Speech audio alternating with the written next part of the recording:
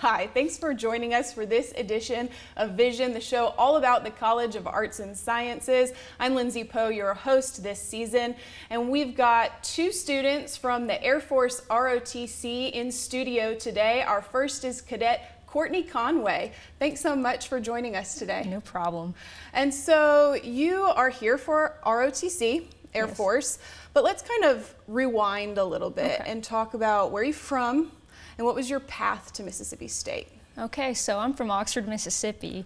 I chose Not the right too school. far. I know, right? Okay. And I went to Lafayette High School there, and so I was just really interested in getting away from home, but staying close to my family at the same time. So that's how I chose Mississippi State. Okay, and what about ROTC? Okay. Why choose that? Do you have history? Is your family a part of it? All right, so I did junior ROTC in high school, and so my instructors who really mentored me there said this was a great way to commission the Air Force and actually have the chance to serve and be a leader at the same time. And so I looked into the program and decided Mississippi State's program was the best one for me.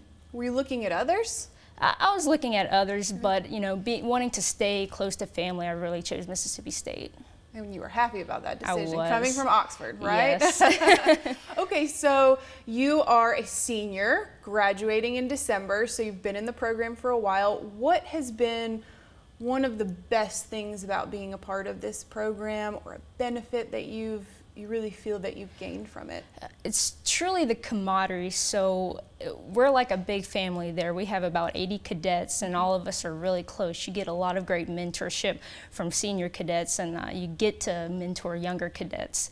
I've had a lot of great leadership opportunities. For example, one of our extracurriculars, Arnold Air Society, I had the opportunity to lead an organization of 2,800 people.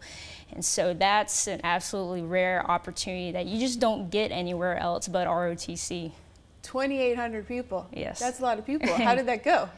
It lasted for a year. Wow. This was the first time that we held it in 70 years, held the national headquarters of Arnold Air Society. And so I learned a lot. I met a lot of amazing people, cadets from other universities, and I got to see how they ran their detachments as well. So That's so awesome. Okay, so you're graduating in December, so not that much longer.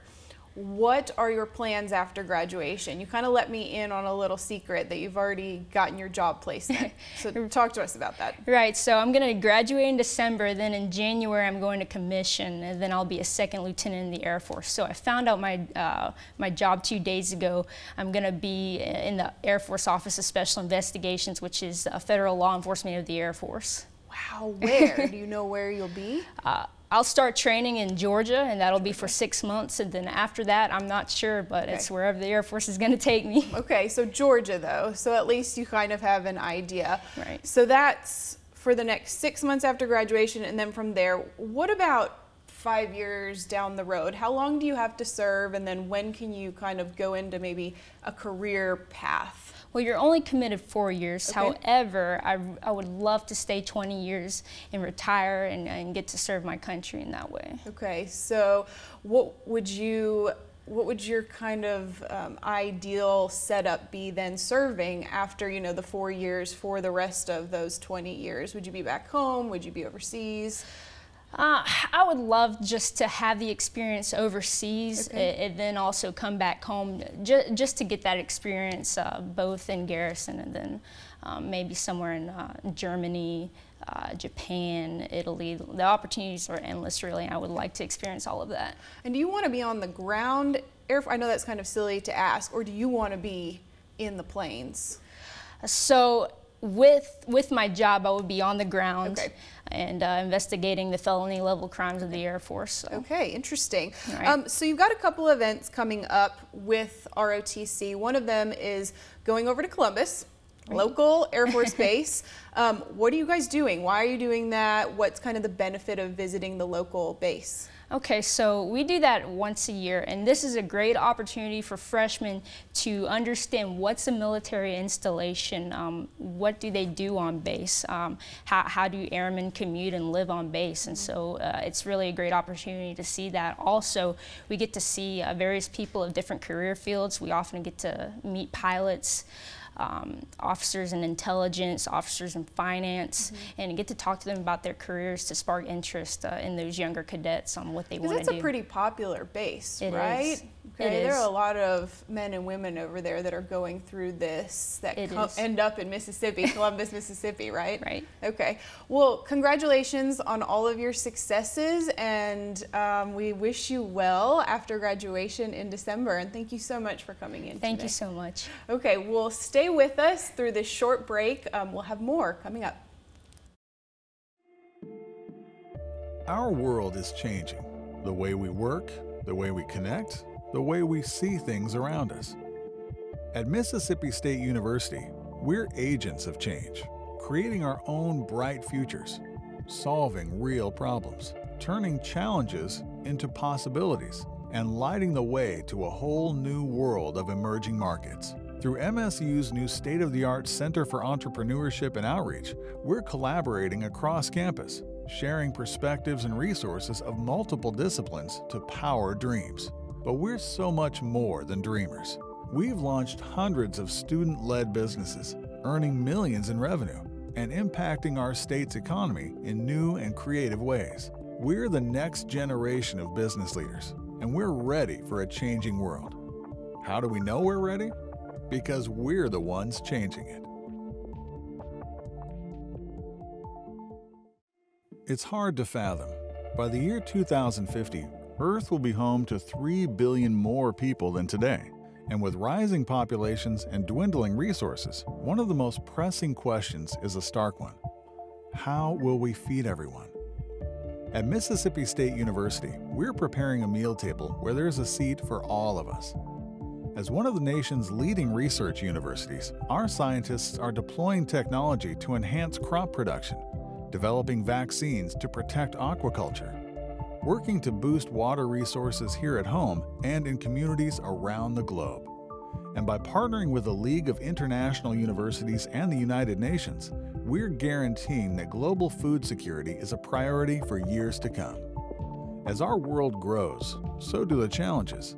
But when it comes to how we will feed everyone, rest assured, Mississippi State has all options on the table.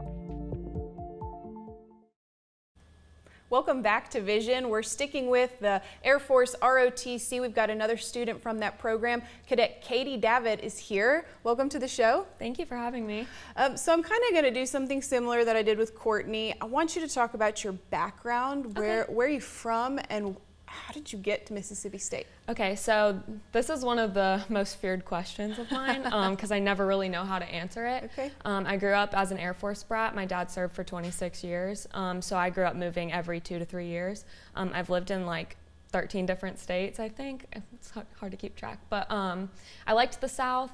Mississippi State has an awesome veterans program, so I got some more benefits and some more money to come here, and so it was really the best decision for me, and I do not regret it at all. That's awesome. We like to hear that. Okay, so traveled a lot. You were the daughter of a man in the Air Force.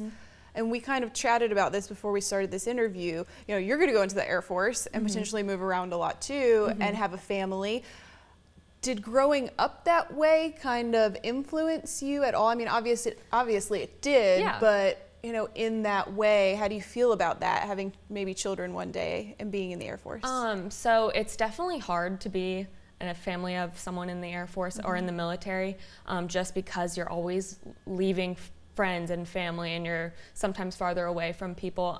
But I feel like I'll have an upper hand with that if I do end up having a family, just because I'll be able to relate to them about it.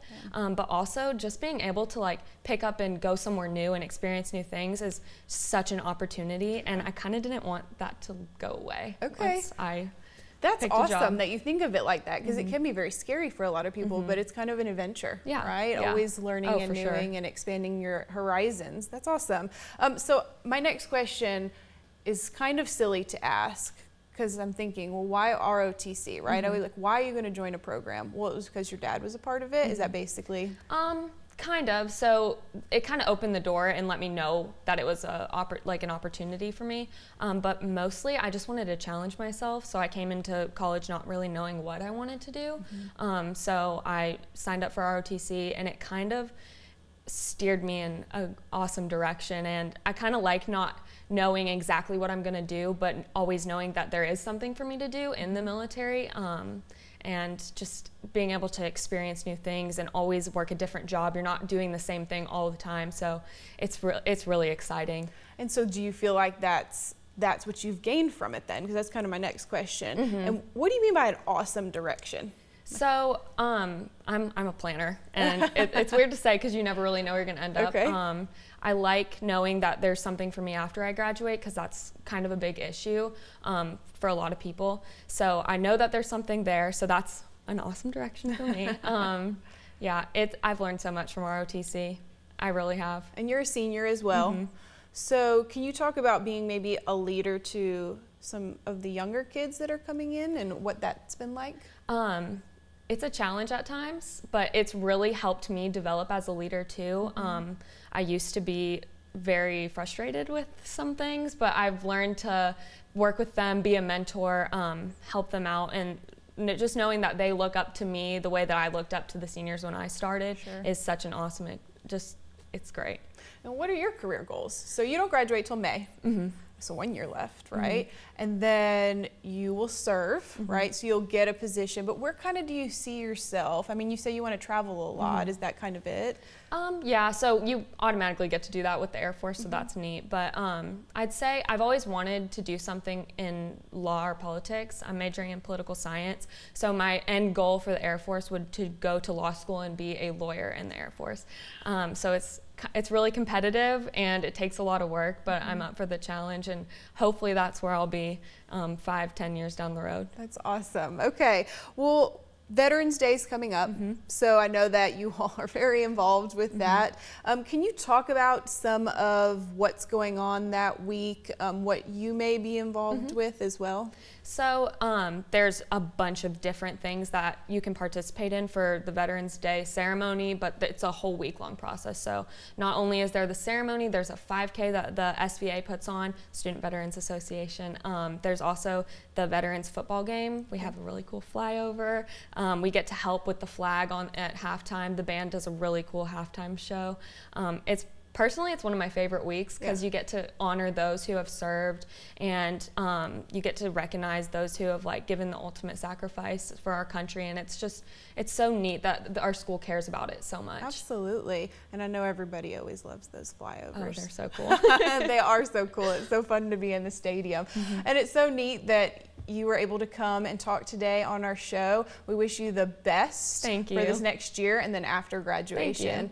And thanks for you so much for joining in today, if I can get it to come out of my mouth. We'll see you next time on Vision.